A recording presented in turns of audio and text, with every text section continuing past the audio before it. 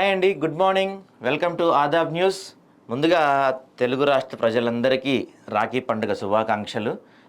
ఈరోజు ఎక్కడున్నా సరే, ఏ ప్రాంతంలో ఉన్నా సరే, వేరే ఊర్లో ఉన్నా, వేరే జిల్లాలో ఉన్నా, ఆఫీసులో ఉన్నా, ఎటువంటి పరిస్థితుల్లో ఉన్నా ప్రతి ఒక్కళ్ళు కూడా రాఖీ పండుగ ఘనంగా జరుపుకుంటారు తెలుగు రాష్ట్రాల్లో. అన్నా చెల్లెళ్ళు, అక్క తమ్ముళ్ళు చాలా చోట్ల, మన తెలంగాణలో కానీ ఏపీలో కానీ చాలా చోట్ల తండ్రులకు కూడా రాఖీ కట్టే సంస్కృతి కొన్ని చోట్ల మనం చూసాము. సో అందరూ తెలుగు రాష్ట్ర ప్రజలందరూ రాఖీ పండుగ ఘనంగా నిర్వహించుకోండి. అయితే కొంతమంది పూజారులు మధ్యాహ్నం 1:30 తర్వాత జరుపుకోవాలని చెప్తున్నారు, కొంతమంది అట్లాంటిది ఏం లేదని చెప్తున్నారు. మరి దాని గురించి క్లియర్గా డీటెయిల్స్ తెలుసుకొని దానికి తగ్గట్టు మీరు దాదాపు అంటే వాళ్ళు చెప్పిన టైం ఫాలో కాకపోవచ్చు. ఎందుకంటే ఊళ్ళల్లో అవును ఫస్ట్ మా తమ్ముడికి మా రాఖీ కట్టాలని ఉంటుంది. మరి వీళ్ళు చెప్పడం అయితే 1:30 నుంచి రాఖీ కట్టమని చెప్తున్నారు. సో చూడాలి అది ఎంతవరకు ఏంటనేసి. ఏదేమైనా రాఖీ కడతమే కాదు, రాఖీ కట్టిన తర్వాత కూడా మీ అక్క చెల్లెళ్ళకు మీ నుంచి ఎంతవరకు సాయం చేయాలి, వాళ్ళకి ఎంతవరకు అండగా నిలబడాలి అనేది కూడా చూసుకోండి. ఎందుకంటే ఇవాళ మనం రేపు చూస్తే ఎక్కడ చూసినా, ఇవాళ నిన్న నేషనల్ క్రైమ్ బ్యూరో లెక్కల ప్రకారం ప్రతి 4 నిమిషాలకి ఒక రేప్ జరుగుతుందంట. సో రాఖీ కట్టిన వెంటనేనో కట్టిన తర్వాతనో మన బాధ్యత పూర్తి అయిపోదు. ఖచ్చితంగా తోడుగా ఉండండి అక్క చెల్లెలకి. ఏదేమైనా ఆంధ్ర రాష్ట్ర ప్రజలకు, తెలుగు రాష్ట్ర ప్రజలందరికీ కూడా రాఖీ పౌర్ణమి శుభాకాంక్షలు. ఇక మనం ఆదాబ్ హైదరాబాద్ పేపర్లో ముందుగా వెళ్లే ముందు ఆజ్కీ బాత్ చూద్దాం ఒకసారి. తన సోదరుడు ఎల్లవేళలా సురక్షితంగా ఉండాలని, అలాగే తనకు తన సోదరుడు అండగా ఉండాలని ప్రతి ఆడపడుచు కట్టే రాఖీనే రక్షాబంధన్. నేటి ఆధునిక యుగంలో కూడా రాఖీకి విలువ ఉందంటే దానికి మూలం అన్న చెల్లెల అనుబంధమే. ఈ సృష్టిలో అమ్మా నాన్నల తర్వాత నిస్వార్థమైన బంధం ఏదైనా ఉందంటే అది తోబుట్టుల బంధం అని చెప్పటంలో ఎటువంటి సందేహం లేదు. ఆడపడుచు ఎన్ని కష్టాల్లో ఉన్నా, తన సోదరుడికి ఎంత దూరం ఉన్నా రాఖీ పండుగ రోజు రాఖీని తన సోదరుడికి కట్టి ఒకరికొకరు రక్షగా ఉండాలని జరుపుకునేదే రక్షాబంధన్. కుమ్మరి రాజు అనే ఆయన పంపించారు. ఇవి మంచి లైన్స్ పంపించారు, బాగున్నాయి. రాఖీ పండుగకు అన్న తమ్ముళ్లకు అంటే బంధాన్ని వివరించడం జరిగింది. సో అందరూ రాఖీని ఘనంగా సెలబ్రేట్ చేసుకోండి. ఇక ఆదాబ్ హైదరాబాద్లో మనం వార్తల్లోకి వెళ్లే ముందు వాళ్ళ ప్రధాన వార్తగా బ్యానర్ ఐటమ్గా క్షత్రియులకు చట్టసభల్లో ప్రాధాన్యత, కష్టపడితే సక్సెస్ అవుతారు, క్షత్రియుల విజయ రహస్యం అదే. క్షత్రియ సేవా సమితి అభినందన సభలో పాల్గొన్న సీఎం రేవంత్, కృష్ణంరాజు, రామ్ గోపాల్ వర్మ లాంటి వాళ్ళు సినీ ఇండస్ట్రీ రాణించారు. ప్రభాస్ తెలుగు సినిమా ఖ్యాతిని విశ్వవ్యాప్తం చేశారు. కర్ణాటక, తెలంగాణలో కాంగ్రెస్ విషయంలో బోసురాజ్ది కీలక పాత్ర. ఫ్యూచర్ సిటీ నిర్మాణంలో క్షత్రియులు పెట్టుబడులు పెట్టాలి, రాష్ట్ర అభివృద్ధిలో భాగస్వామ్యులు కావాలనే ముఖ్యమంత్రి పిలుపు. అయితే నిన్న ఈ కార్యక్రమం జరిగింది. ఇది క్షత్రియుల అభినందన సభకి ముఖ్యమంత్రి వెళ్ళారు. అక్కడ రామ్ గోపాల్ వర్మ కూడా వచ్చారంట. తర్వాత వీళ్ళిద్దరు ట్వీట్ చేసుకున్నారు, నువ్వు మంచోడివి, నువ్వు తోపు, నువ్వు తురుము అని. అయితే ఇంతవరకు బాగానే ఉందండి. ఇక్కడ నాదో డౌట్ ఏంటంటే, ఒక ముఖ్యమంత్రి స్థాయిలో ఉన్న వ్యక్తి ఒక సామాజిక వర్గానికి సంబంధించిన సభలకు హాజరవడం అనేది ఎంతవరకు కరెక్ట్? మొన్నటికి మొన్న చూస్తే ఖమ్మం మహాసభకు హాజరయ్యి, ఇక ఈ భూమి మీద కమ్మోళ్ళంత మంచోళ్ళు లేరు, పైన అమ్మవారు కిందకి అమ్మవారు, అది ఇది అని చెప్పి కొన్ని వ్యాఖ్యలు చేసి వచ్చారు. ఇవాళ చూస్తే క్షత్రియుల సభకి వెళ్ళారు. ఒక ముఖ్యమంత్రి అంటే ముఖ్యమంత్రి స్థాయిలో ఉన్న వ్యక్తి కానీ, ప్రధానమంత్రి స్థాయిలో ఉన్న ఒక వ్యక్తి కానీ ఒక సామాజిక వర్గానికి, పర్టికులర్గా ఒక క్యాస్ట్కి సంబంధించిన ఈవెంట్స్కి హాజరయ్యి వెళ్ళటం అనేది ఎంతవరకు కరెక్ట్ అనేది మాత్రం నిజంగా ఆలోచించాల్సిన విషయం. ఎందుకంటే గతంలో చూస్తే మనం ఏ ముఖ్యమంత్రి కూడా ఇట్లా క్యాస్ట్ సభలకి హాజరైన, ఇటీవల మన ఎలక్షన్ ముందు ఇది సికింద్రాబాద్ లో జరిగిన మాదిగ దండోర సభకేమో ప్రధానమంత్రి హాజరయ్యారు. అవును, అంటే అది వేరు. ఎందుకంటే ఎస్సీ డిక్లరేషన్ గురించి కానీ, ఎస్సీ రిజర్వేషన్ల గురించి కానీ, ఆయన ఎస్సీ అనేది ఒక క్యాస్ట్ కాదు, ఒక వర్గం. కానీ ఇక్కడ ఆయన పర్టికులర్గా ఒక క్యాస్ట్ సభలకు హాజరవుతున్నారు. ఇప్పుడు ఎస్సీ అనేది ఒక వర్గం, బీసీ, ఓసీ ఇలా వర్గాలు చాలా ఉంటాయి. సరే, ఇప్పుడు ఎస్సీ సభలకు, బీసీ సభలకు వెళ్ళారంటే ఎస్సీలకు, బీసీలకు, ఎస్టీలకు అండగా ఉండాలని చెప్తున్నామని చెప్పి అనుకోవచ్చు. కానీ పర్టికులర్గా ఇప్పుడు మొన్న చూస్తే కమ్మ మహాసభలకు వెళ్ళారు, నిన్న చూస్తే క్షత్రియుల మహాసభలకు వెళ్ళారు. ఇలా పర్టికులర్గా ఒక క్యాస్ట్కి సంబంధించిన వాటికి వెళ్ళటం అనేది ఎంతవరకు కరెక్ట్? మరి ఒక ముఖ్యమంత్రి స్థాయిలో ఉన్న వ్యక్తి అందరికీ సమానంగా ఆయన ఉండాలి, కానీ ఇలా పర్టికులర్గా ఒక క్యాస్ట్కి సంబంధించిన సభలకు కానీ వీటిల్లో పాల్గొనడం అని ఎంతవరకు వాళ్ళ కరెక్ట్ అనేది చూడాలి. తర్వాత రాజ్యసభకు అభిషేక్ మను సింఘ్వి కాంగ్రెస్ ఎంపీలు ఎమ్మెల్యేలు ఎమ్మెల్సీలు మీటింగ్ హైదరాబాద్లో ముఖ్యమంత్రి రేవంత్ రెడ్డి అధ్యక్షన సిఎల్పి భేటీ. రాజ్యసభ అభ్యర్థిగా అభిషేక్ మను సింఘ్విని ధన్యవాద తీర్మానం చేసిన సిఎల్పి నేడు కాంగ్రెస్ తరఫున రాజ్యసభ అభ్యర్థిగా అసెంబ్లీ నామినేషన్. అయితే దీని గురించి ఒక చిన్న మాట చెప్తే, కేశవరావు రిజైన్ చేసిన తర్వాత రాజీనామా చేసిన తర్వాత ఆ స్థానంలో అభిషేక్ సింఘ్విని ఎన్నుకున్నారు. సరే ఎన్నుకున్నారు, అది కాంగ్రెస్ పార్టీ వాళ్ళ ఇంటర్నల్ ఇష్యూ. అయితే నాది వచ్చిన డౌట్ ఏంటంటే, ఇంతమంది ఉన్న తెలంగాణలో చాలామంది మేధావులు ఉన్నారు, ఉపాధ్యాయులు కానీ లేకపోతే పెద్దవాళ్ళు కానీ రాజకీయంగా అనుభవం ఉన్న వాళ్ళు చాలామంది ఉండగా ఇంత పెద్ద తెలంగాణ రాష్ట్రం నుంచి రాజ్యసభకు పంపిస్తానికి ఒక్కళ్ళు కూడా దొరకలేదు ఆయనకి.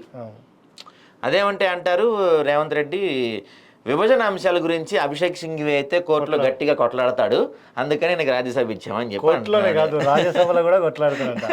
అంటే గతంలో కూడా ఉమ్మడి ఆంధ్రప్రదేశ్ ఉన్నప్పుడు కూడా ఏది మన దిగ్విజయ్ సింగ్ తెచ్చేవాళ్ళు, జయరాం రమేష్ తెచ్చేవాళ్ళు కరెక్టే. కానీ ఇప్పుడు మనకు సొంత రాష్ట్రం వచ్చింది, సొంత రాష్ట్రం మన రాష్ట్రం కోసం ఎదుగుతున్నప్పుడు ఈ అవకాశం చాలా మంది వస్తుంది అనుకున్నారు, చాలా మంది ఎదురు చూస్తున్నారు. కాంగ్రెస్ పార్టీలో ఎప్పటి నుంచో ఉన్న వాళ్ళు చాలా మంది ఎదురు చూస్తున్నా ఉన్నారు.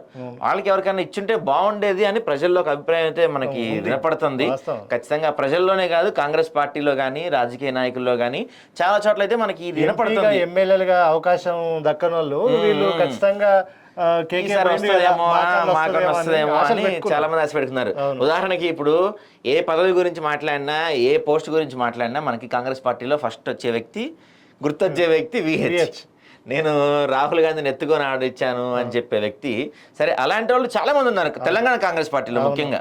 అలాంటి వాళ్ళు చాలా. సరే, ఇప్పుడు అభిషేక్ సింఘ్వి అని ఆయన రాజ్యసభలో కొట్లాడతారు, ఆయన ఎక్స్పీరియన్స్ లీడర్ కాదంటలా, ఆయన గురించి మనం ఎక్కడేం తప్పుగా మాట్లాడట్లేదు. కానీ మనం చెప్పేది ఏంటంటే, తెలంగాణలో చాలా మంది ఉన్నారు కదా, ఇంతమందిని ఉండగా ఇంతమందిని వదిలేసి పక్క రాష్ట్రం నుంచి ఒక వ్యక్తికి తెచ్చి రాజ్యసభ సీట్ ఇవ్వాల్సిన అవసరం మరి ఏముందో ఏంటో అది కాంగ్రెస్ పార్టీకే తెలియాలి.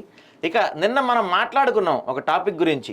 నిన్న ఏం మాట్లాడుకున్నాం అంటే, ఇప్పుడు రుణమాఫీ గురించి కానీ ఇంకా దేని గురించి అయినా బీఆర్ఎస్ కాంగ్రెసే మనకు కనపడుతున్నాయి. ఎక్కడ చూసినా బీజేపీ మాట్లాడతలేదు, బీజేపీ పట్టించుకోవట్లేదు, వాళ్ళకి ఇంట్రెస్ట్ లేదా, లేకపోతే వాళ్ళకి ఏమైనా పనులు ఉన్నాయని చెప్పి నిన్న అడిగాం. మనం అడిగినందుకు మరి ఆయన రిప్లై ఇచ్చాడో లేకపోతే ఏంటో తెలియదు. కానీ ఇవాళ అయితే బండి సంజయ్ స్పందించారు. పొత్తు పెట్టుకోవాల్సిన కర్మ బీజేపీకి లేదు, బీఆర్ఎస్ ఎమ్మెల్యేలతో కాంగ్రెస్కే పని, విలీనం పొత్తులు గంగలో కలవనివ్వండి, వాటితో ప్రజలకు ఒరిగేదేం లేదు. కేసీఆర్ కేటీఆర్ పేరెత్తితేనే జనం రాళ్లతో కొడతారు, అవినీతి పార్టీతో మేము కలవటం అసాధ్యం, బీజేపీలో బీఆర్ఎస్ విలీనంపై కేంద్ర మంత్రి బండి హాట్ కామెంట్స్. నిన్నటి మన లైవ్ చూసారేమో బండి సంజయ్ కానీ ఎవరైనా బీజేపీ వాళ్ళు నిన్నటి మన లైవ్ చూసారేమో, స్పందించారు. ఎందుకంటే ఈ రుణమాఫీ గురించి కానీ ఈ రాజీనామాల గురించి కానీ జరుగుతున్న పెద్ద ఎత్తున చర్చ కానీ రచ్చ కానీ కాంగ్రెస్ అను మనకి బీఆర్ఎస్ఏ కనపడుతున్నాయి. కానీ ఇంతమంది దాదాపు 8 మంది ఎమ్మెల్యేలు ఉన్నారు, 8 మంది ఎంపీలు ఉన్న బీజేపీ సైలెంట్గా ఉంది ఏంటి అని చెప్పి నిన్న మనం మాట్లాడుకున్నాం. మనం మాట్లాడుకున్న రోజే వాళ్ళు రిప్లై ఇచ్చారు బీజేపీ వాళ్ళు. సరే, ఇప్పుడు బండి సంజయ్ చెప్పిన ఈ వ్యాఖ్య అయితే, ఈయన చేసిన కామెంట్ అయితే బాగుంది. విలీనం అవుతారా, గంగలో దూకుతారా మీ ఇష్టం, దానివల్ల ప్రజలకు ఒరిగేది ఏంటి, ప్రజలకు చేత అయ్యేది, ప్రజలకి పనికొచ్చే పనులు ఏమన్నా చేయండి అని చెప్పి ఆయన మాట్లాడారు. బీఆర్ఎస్ వాళ్ళు కాంగ్రెస్ తో టచ్ లో ఉన్నారని ఇంకో కామెంట్ కూడా చేశారు. అంటే ఎటు పోతే మాకెందుకు అంటూనే మళ్ళీ ఈయన కూడా మా దాంట్లో కాదు వాళ్ళ దాంట్లో విలీనం అవుతారని చెప్పి ఒక చిన్న డైలాగ్ అక్కడ వేసి వదిలేశారు. సరే, ఇంకో వార్త నిన్న కూడా మనం మాట్లాడుకున్నాం. మంకీ పాక్స్, ఆఫ్రికా యూరోప్లో పెరుగుతున్న కేసులు, ప్రపంచ దేశాలను వణికిస్తున్న ఎంపాక్స్, మంకీ పాక్స్ రూపంలో మానవాళికి ముప్పు, WHO హెచ్చరికలు, గ్లోబల్ హెల్త్ ఎమర్జెన్సీగా ప్రకటన. అయితే నిన్న WHO వాళ్ళు ప్రకటన చేసిన తర్వాత మన ఇండియా హెల్త్ ఆఫీసర్స్ ఏం ప్రకటన చేశారంటే, ఇండియాకి ఏం పర్లేదు, మనం భయపడాల్సిన అవసరం లేదని ఒక అనౌన్స్మెంట్ చేశారు. కరెక్ట్గా ఎగ్జాక్ట్గా కోవిడ్కి ముందు కూడా ఇలాంటి అనౌన్స్మెంటే వచ్చింది. కోవిడ్ మనల్ని ఏం చేయలేదు, మనకేం సంబంధం లేదు. పైగా మనది ఉష్ణమండలానికి సంబంధించిన ప్రాంతం, ఇక్కడ వైరస్ పెద్దగా మనుగడలో ఉండలేదు, మనకేం కాదు అని చెప్పారు. కేసీఆర్ కేసీఆర్ అయితే ఇక వేరు, అది చెప్పిన తర్వాత ఏపీలో మన రోజా వీళ్ళేమో గొంతులో కరోనా ఉంటుంది, మీరు వేడి నీళ్ళు తాగి దాన్ని పొడలోకి తీసుకెళ్ళి చంపేయండి అని చెప్పి, సరే ఎవరి టాలెంట్ తగ్గట్టు వాళ్ళు కొన్ని వ్యాఖ్యలు చేశారు. కానీ దీని మీద నిన్న ఈవినింగ్ ఏమైందంటే కేంద్రం అంటే సమీక్ష జరిగింది. ప్రధాని మోడీ జరిగింది కానీ సమీక్ష జరిపారు కానీ వాళ్ళు బయటికి చెప్పిన అంశం ఏంటంటే ఇది మన దగ్గరికి రాదు, భయపడాల్సిన అంశం లేదని చెప్పారు. కానీ ఇక్కడ థింగ్ ఏంటంటే పోయినసారి కూడా అంటే దేవుడి దయ వల్ల నిజంగా దేవుడికి దండం పెట్టుకుంటున్నాను, మనస్ఫూర్తిగా దండం పెట్టుకుంటున్నాను, మరోసారి ఇలాంటి అవుట్ బ్రేక్ మాత్రం రావద్దు ఖచ్చితంగా. మీరు ఏ మతానికి చెందిన వారైనా సరే, ఏ ప్రాంతానికి చెందిన సరే, నిజంగా మీ మతానికి సంబంధించిన దేవుడిని ప్రార్థన చేయండి. ఎందుకంటే కరోనా సృష్టించిన విలయం, కరోనా వచ్చి ఎంతమంది చనిపోయారో మనకి తెలియదు కానీ ఆ లాక్డౌన్ వల్ల, ఆ ఆకలి వల్ల చాలా మంది మనం రోడ్డు మీద నడుచుకుంటూ వెళ్తూ చనిపోయిన వాళ్ళని చూసాము, 100 కిలోమీటర్లు నడుచుకుంటూ వెళ్తూ చనిపోయిన వాళ్ళని, ఫుడ్ లేక చనిపోయిన వాళ్ళని చూసాము, కరోనా వస్తుందేమో అన్న భయంతో చనిపోయిన వాళ్ళని చూసాము, వస్తే ఏమైపోద్దో అన్న భయంతో చనిపోయిన వాళ్ళని చూసాం. నిజంగా అలాంటిది చరిత్రలో కనీవిని ఎరుగని ఒక బ్లాక్ డేగా చెప్పొచ్చు. అవన్నీ బ్లాక్ డేసే. కరోనా 1 కానీ 2 కానీ 3 కానీ 3 పాటలు వచ్చింది, 3 సీక్వెన్స్లు వచ్చింది. ప్రపంచాన్ని కాదు, ముఖ్యంగా ఇండియాని అయితే ఒక ఆట ఆడుకొని వెళ్ళింది. సరే, ఆ టైంలో ఇండియా ప్రపంచాన్ని ఆడుకుంది. అయితే చెప్పాలంటే అది కరోనా పుట్టిన చైనా కన్నా ఎక్కువ సఫర్ అయింది ఇండియాగానే చెప్తారు. ఎందుకంటే కరోనా చైనాలో పుట్టిన అక్కడ ఏం జరిగింది ఏంటనే వాళ్ళు బయట పెట్టరు. అది పక్కన పెడితే ఇప్పుడు మాత్రం ఇండియన్స్ మాత్రం బాగా సఫర్ అయ్యారు. పర్టికులర్గా ప్రతి ఒక్కళ్ళు, అందులో డైలీ కూలీలు, రోజువారీ వేతనాలు పనిచేసేవాళ్ళు, ఇలాంటి వాళ్ళు చాలా సఫర్ అయ్యారు. కొన్ని వందల కంపెనీస్ మూసేశారు, కొన్ని వేల మంది రోడ్డున పడ్డారు. నిజంగా దేవుడికి మనం మనస్ఫూర్తిగా, ఇవాళ రాఖీ పౌర్ణమి, శ్రావణ పౌర్ణమి కాబట్టి మీ చేసే ప్రతి పూజలో, ప్రతి ప్రార్థనలో, అది హిందువులు అయితేనే, ముస్లింలు అయితేనే, క్రిస్టియన్స్ అయితేనే, మీ ప్రతి ప్రార్థనలో మరోసారి ఇలాంటి అవుట్ బ్రేక్ ప్రపంచానికి రావద్దని చెప్పి మీ ప్రార్థనలో చిన్న లైన్ యాడ్ చేయండి. అట్లనే దీని మంకీ పాక్స్ అంత ఈజీగా తీసుకోవద్దు. చాలా ఇది, ఎందుకంటే కరోనా కన్నా చాలా డేంజరస్ అంటే ఇది. కరోనా అన్న ఇంకా స్లోగా వ్యాపించింది. పైగా కరోనా వచ్చినప్పుడు ఏమైంది, ఆఫ్రికా, యూరోప్ లో ఘోరంగా వస్తుంది. పైగా కరోనా వచ్చినప్పుడు మనకి ఏమైంది, జలుబు, దగ్గు, స్మెల్ తెలియపోవటం, శ్వాస సంబంధిత ఇబ్బందులు పడ్డాం. కానీ ఇది వస్తే అంటే మన దగ్గర ఆల్రెడీ చికెన్ పాక్స్ అనేది మనకి ప్రతి ఇంట్లో కూడా, ప్రతి ఊళ్ళో కూడా మనకి చికెన్ పాక్స్ అనేది సుపరిచితమే, అందరికీ తెలిసిందే. సో ఇది కూడా దాని లక్షణాలతోనే వస్తున్నాయి. అలా ఒంటి మీద బొబ్బలు వచ్చినా, లేకపోతే జ్వరం అనిపించినా, అసలే ఇప్పటికే మనకి విపరీతంగా జ్వరాలు ఉన్నాయి మన దగ్గర, దానికి తోడు ఇది కూడా యాడ్ అయితే మాత్రం నిజంగా ఖచ్చితంగా చెప్తున్నా, దేవుని ప్రార్థించండి, మనకి రాకూడదని కోరుకోండి. ముందస్తుగానే ప్రభుత్వం హెచ్చరికలు చేయకముందే ప్రభుత్వం కొంచెం మన అలర్ట్గా ఉండండి. అసలు దీనికి మంకీ పాక్స్ రాకుండా ఎలా ఉండాలి అంటే, ప్రతిదానికి మన వాళ్ళు మెయిన్గా చెప్పేది నీట్నెస్ ఉండాలి, కొంచెం కాచల్లార్చిన నీళ్ళు తాగాలి, కొంచెం హైజెనిక్గా ఉండాలి అని చెప్తారు. ఇవి పాటించండి. వచ్చిన తర్వాత, దేశంలోకి ఎంటర్ అయిన తర్వాత అప్పుడు ఎలా ఉంటుందో మీకు తెలుసు, చూసాము. కాబట్టి ముందు నుంచే రాకుండా, అంటే మన ఇమ్యూనిటీ పెంచుకోవడానికి ఏం చేయాలి, లేకపోతే గతంలో ఏం చేసాం, ఇట్లాంటివన్నీ ఒకసారి ఫాలో అయ్యి ముందుగానే జాగ్రత్తలు తీసుకోవాలని చెప్పి కోరుకుంటున్నాము. ఇక ఇంకో వార్త చూస్తే, రైతులకు ఇచ్చిన మాట నిలబెట్టుకోవాలి, రాహుల్ ఖర్గేకు కేటీఆర్ లేఖ, వరంగల్ రైతు డిక్లరేషన్ ప్రకారం చేయాలి, 40,000 కోట్లు చేస్తామని 17,000 కోట్లే చేసిర్రు, సీఎం మాటలకు క్షేత్రస్థాయిలో వాస్తవాలకు తేడా ఉందని వెల్లడి, అన్నదాతలకు రాహుల్ ఇచ్చిన హామీ నెరవేర్చాలని డిమాండ్ చేస్తున్నారు. మరి ఇప్పుడు రైతు రుణమాఫీ మీద నిన్న పెద్ద ఎత్తున చర్చ జరిగింది. రైతు రుణమాఫీ గురించి ఇవాళ మళ్ళీ నిన్న కేటీఆర్ వ్యాఖ్యలు చేశారు. తర్వాత మన బట్టి గారు ఏమంటారంటే, కులగణన తర్వాతే ఎన్నికలు, స్థానిక సంస్థల ఎలక్షన్స్ పై మంత్రుల క్లారిటీ, కాంగ్రెస్ హామీ మేరకు త్వరలోనే కులగణన, రవీంద్ర భారతిలో సర్వాయి పాపన్న జయంతి, పాల్గొన్న డిప్యూటీ సీఎం బట్టి, రవాణా శాఖ మంత్రి పొన్నం ప్రభాకర్, సర్వాయి పాపన్న నేటి తరానికి స్ఫూర్తి బట్టి. నిజంగా ఈ రోజుల్లో చూసుకుంటే మనం సర్వాయి పాపన్న గురించి ఎంతమందికి తెలుసండి? చాలా తక్కువ మందికి తెలుసు. ఎందుకంటే ఇప్పుడు సర్వాయి పాపన్న గురించి 324వ జయంతి. కాబట్టి ఇలాంటి పెద్దల గురించి ఇప్పుడు చాలా ఈ మధ్య మనం చూసుకుంటే పాఠ్య పుస్తకాల్లో ధోని గురించో లేకపోతే ఏదన్నా సినిమా వాళ్ళ గురించో వాటి గురించో పాఠ్య పుస్తకాల్లో పెడుతున్నారు. ఇలాంటి పెద్దల గురించి, చరిత్రలో ఒక ప్రత్యేక స్థానం ఉన్న వాళ్ళ గురించి, చరిత్ర మర్చిపోతున్న వాళ్ళ గురించి పుస్తకాల్లో కానీ లేకపోతే విద్యార్థులకు కానీ ఇలాంటి వాళ్ళకి తెలియజెప్పే ప్రయత్నం చేస్తే కొంచెం వాళ్ళ గురించి తెలుస్తుంది. వాళ్ళు ఏం చేశారు, వాళ్ళు మనకి ఏం సేవ చేశారు, వాళ్ళని మనం ఎందుకు స్మరించుకోవాలి, వాళ్ళ దారిలో మనం ఎలా నడవాలని చెప్పి నేటి తరానికి తెలిసే అవకాశం ఉంటుంది. సో దీని తర్వాత ఇక్కడ ఒక చిన్న చూద్దాం ఒక్కసారి.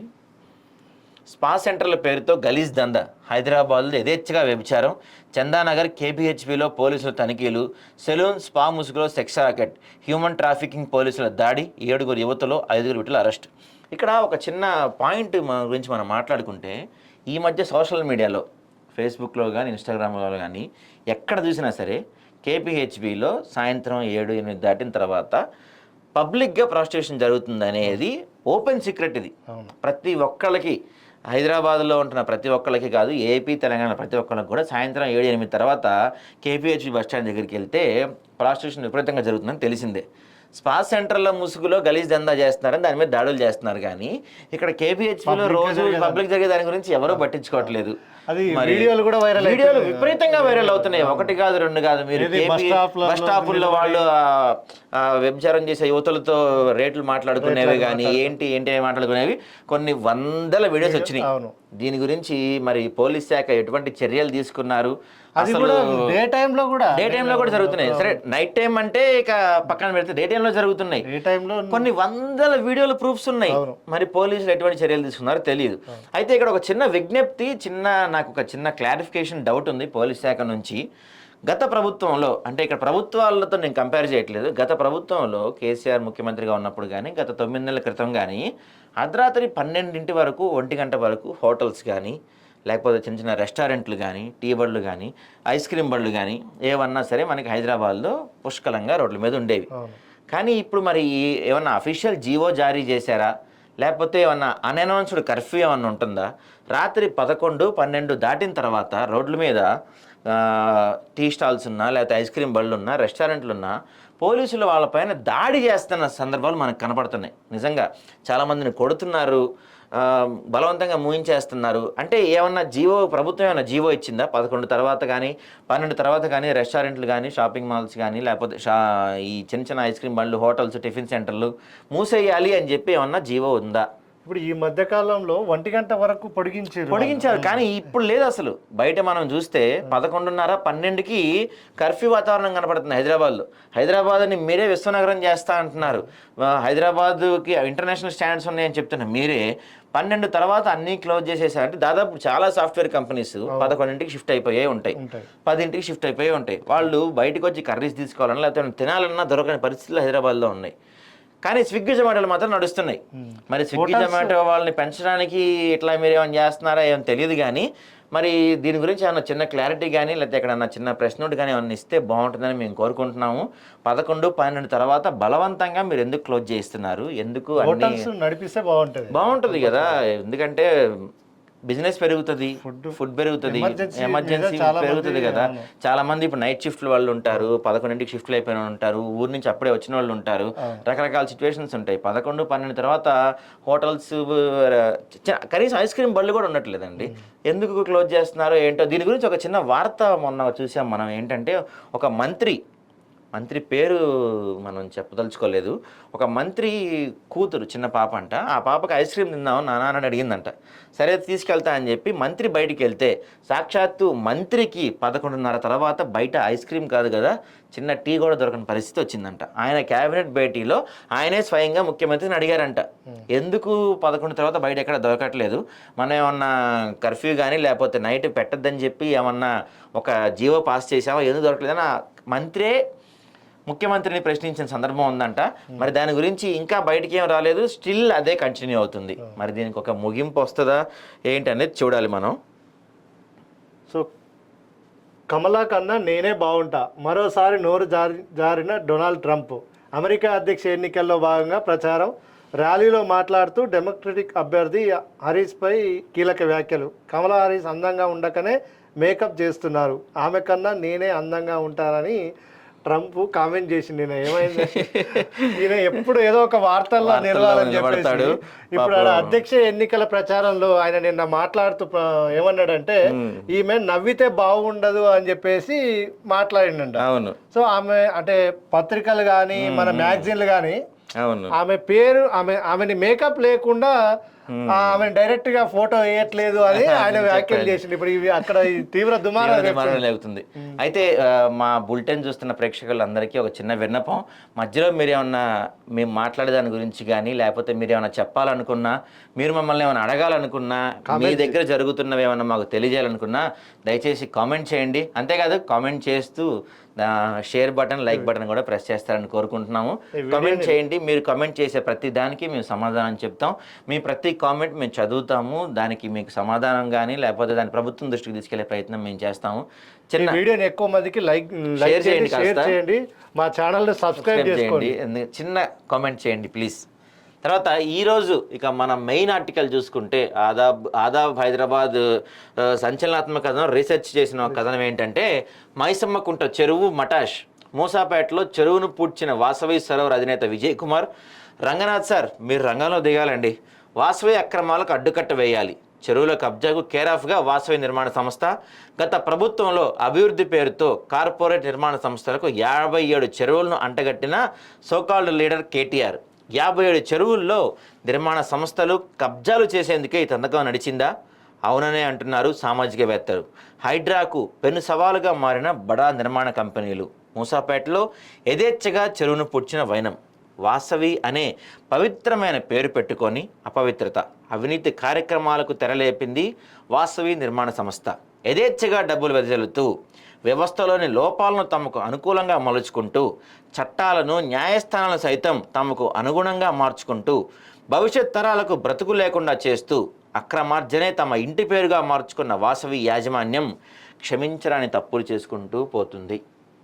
సో ఆదాబ్ హైదరాబాద్లో ఇవాల్టి స్పెషల్ ఐటమ్గా చెప్పాలంటే ఈయన వాసవి చైర్మన్ విజయ్ కుమార్. మరి నిన్న మనం Vasavi Sarovar ultra spacious lake view community అంట, నిన్నే మనం రంగనాథ్ గురించి మాట్లాడుకున్నాము. మరి దీని గురించి ఎలాంటి చర్యలు తీసుకుంటారా ఏంటి అనేది మనం మాట్లాడదాం. దీని గురించి పూర్తి డీటెయిల్స్ మీకు చెప్పే ప్రయత్నం చేస్తాను. ఎందుకంటే ఆదాబ్ ఇది చాలా ఆధారాలతో సహా చాలా పరిశోధనాత్మకంగా దీని గురించి ఒక ఆర్టికల్ ఇన్వెస్టిగేషన్ చేసి మరీ ఆర్టికల్ రాశారు. దీని గురించి మిగతా పేపర్స్ లాగో, మిగతా వార్తా సంస్థల్లాగో, అంటే కొన్ని వార్తా సంస్థల్లాగో, కొన్ని పేపర్స్ లాగో ఏదో బురజల్లాలని కాదు. ఆదాబ్ హైదరాబాద్లో ఒక ఆర్టికల్ కానీ, ఆదాబ్ న్యూస్ ఛానల్లో ఒక స్టోరీ కానీ వచ్చిందంటే దానికి ఎంతో విశ్వసనీయత, ఎంతో దాని గురించి రీసెర్చ్ చేసి 1-2 సార్లు దాని గురించి పూర్తి వివరాలు తెలుసుకొని ప్రభుత్వ అధికారులతో కాంటాక్ట్ చేసి దాని గురించి పూర్తి వివరాలు తెలుసుకున్న తర్వాతే ఆదాబ్ హైదరాబాద్లో ఒక ఆర్టికల్ వస్తుంది. ఆదాబ్ న్యూస్లో ఒక స్టోరీ వస్తుంది. ఏదో బురద జల్లాలనో లేకపోతే ఏదో గాలి వార్తనో ఆదాబ్ హైదరాబాద్ ఎప్పుడు ప్రచురించదు. దాని గురించి పూర్తి ఆధారాలతో సహా మీ ముందు పెట్టే ప్రయత్నం చేస్తుంది ఆదాబ్ హైదరాబాద్. దీని గురించి ఆదాబ్ హైదరాబాద్ రాసిన ఆర్టికల్ మీకు చదువుతాను ఒకసారి. మేడ్చల్ మల్కాజ్గిరి జిల్లాలో కుకట్పల్లి మండలంగా మూసాపేట గ్రామ శివారులో ఉన్న మైసమ్మకుంట చెరువు కన్నేశాడు వాసవి నిర్మాణ సంస్థ విజయ్ కుమార్. సిఎస్ఆర్ నిధులతో అభివృద్ధి చేస్తామని కలరింగిస్తూ గత బీఆర్ఎస్ ప్రభుత్వంలో చెరువును దత్తత తీసుకొని యథేచ్ఛగా పూర్తి చేశాడు కబ్జాకోరు. అభివృద్ధి అంటే చెరువులను పూడ్చడమా? ఇది ఎక్కడా చూడలేదని ముక్కలు వేలేసుకుంటున్నారు స్థానిక ప్రజలు. అవినీతి మత్తులో జరుగుతున్న ఇరిగేషన్ అధికారులు వాసవి నిర్మాణ సంస్థతో లోపాయికారి ఒప్పందం చేసుకొని ముడుపులు తీసుకొని ఆ వైపు కన్నెత్తి చూడకపోవడంపై మండిపడుతున్నారు పలువురు సామాజికవేత్తలు. చెరువులను పూడ్చివేస్తుంటే కుకట్పల్లి ఆర్ఐ ఇప్పటి వరకు వాసవి సరోవర్ అనే నిర్మాణ సంస్థ అధినేత విజయ్ కుమార్ కేసు నమోదు చేయకపోవటం ఏంటని ప్రశ్నిస్తున్నారు స్థానికులు. ముళ్ళకత్వ చెరువు నుండి కామును చెరువు నుండి మైసమ్మకుంట చెరువులు గొలుసుకట్టు చెరువులుగా ఉన్న వీటిని తమ స్వార్థం కోసం చెరువులను పూడ్చివేస్తూ కబ్జాలకు పాల్పడుతున్నారు అక్రమాలు. గూగుల్ వే బ్యాంక్ ఇమేజెస్కి వెళ్ళి చెక్ చేస్తే సంవత్సరం క్రితం నిండుకుండలా ఉన్న చెరువు కొన్ని ఎకరాల్లో మట్టిని వాల్టా చట్టం 2002 నిబంధనలకు తూట్లు పొడిచి కోట్ల రూపాయల విలువైన ప్రభుత్వ భూములను కొల్లగొడుతున్నారు. అయితే ఇప్పటికే దురాక్రమణదారుల గుండెల్లో గుబులెత్తిస్తున్న హైడ్రా కమిషనర్ రంగనాథ్ ఖచ్చితంగా వాసవి అక్రమాలపై కఠిన చర్యలు చేపట్టాలని స్థానిక ప్రజలు డిమాండ్ చేస్తున్నారు. వాసవి నిర్మాణ సంస్థ నగర వ్యాప్తంగా చెరువులను కబ్జా చేస్తున్న అక్రమాలపై కళ్ళు చెదిరే వాస్తవాలతో పూర్తి ఆధారాలతో వరుస కథనాలు మీ ముందుకు తేనుంది హైదరాబాద్. మా అక్షరం అవినీతిపై అస్త్రం. ఇందాక మీకు చెప్పినట్టు ఎక్కడైతే చెరువుల్ని కబ్జా చేసి చెరువుల్ని పూడ్చి కట్టేశారో ఇవన్నీ కూడా మీ దృష్టికి ఆదాబ్ హైదరాబాద్ తీసుకొస్తుంది. ఆదాబ్ న్యూస్ ఛానల్ కూడా మీ దృష్టికి తీసుకొస్తుంది. వీటిపైన మీ చర్యల్ని మీరు తీసుకునే చర్యల్ని కూడా మేము ఖచ్చితంగా మా పత్రికల్లో మా న్యూస్ ఛానల్లో మీకు చూపిస్తాము, ప్రజలకు చూపిస్తాము ఖచ్చితంగా. సో దీనిపైన తొందరగా ఒక డెసిషన్ తీసుకుంటారని చెప్పి మేము కోరుకుంటున్నామండి. నిన్న చూసుకుంటే చాలా చోట్ల కూడా సర్దార్ పాపన్న గౌడ్ ఆయన వేడుకలు ఘనంగా జరిగినాయి. ముఖ్యమంత్రిని కలిసిన రామగుండం ఎమ్మెల్యే